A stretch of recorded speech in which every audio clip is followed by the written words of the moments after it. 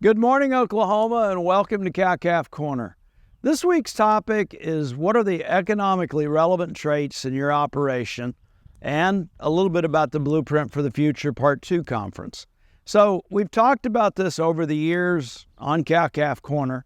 As you take a look at your own production system and think about inputs relative to outputs, and specifically your marketing endpoint, have you identified what is the most economically relevant trait or short list of traits in your particular operation?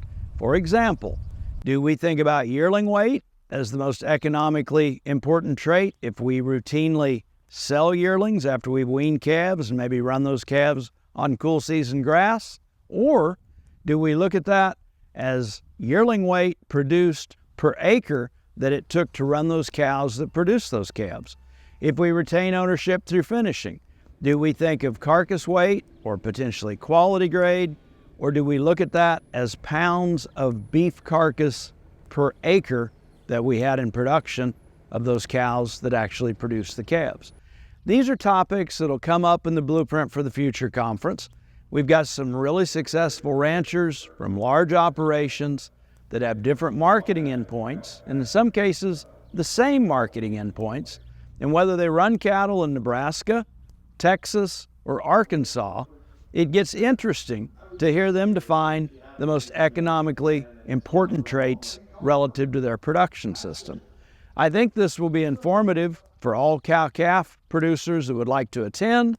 I think we'll get into that and a variety of other topics relative to the selection and mating part of the program that leads off the conference on Wednesday, May 22nd. But some other stuff that's going to dovetail into this. As we think of mature cow size, the importance of uniformity of mature cow size, how that impacts our management, our profit potential, and our efficiency. We have lived through an era in production agriculture over 50 or 60 years when input costs are low. Reaching a higher level of production is typically the key to profitability. As we think about production agriculture right now and the input cost of things like feed, fuel, and fertilizer, it is gaining all the efficiency we can and taking a look at the value of that output relative to the input that had to go into that. We'll also address gene editing on day 2. This is an interesting topic in and of itself. We'll have the foremost industry leaders on this topic that have been involved with the handful of gene edits that we've seen to this point in the beef industry. We still take registrations. You can actually walk in for registrations the day that the conference starts.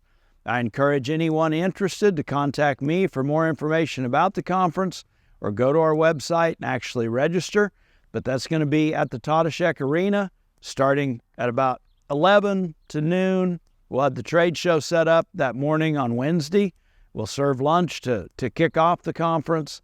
And on Wednesday, May 22nd, and Thursday, May 23rd, concluding at noon, is when we will have our Blueprint for the Future Part 2 conference. As always, thanks for joining us on Cow-Calf Corner, and we look forward to seeing you soon.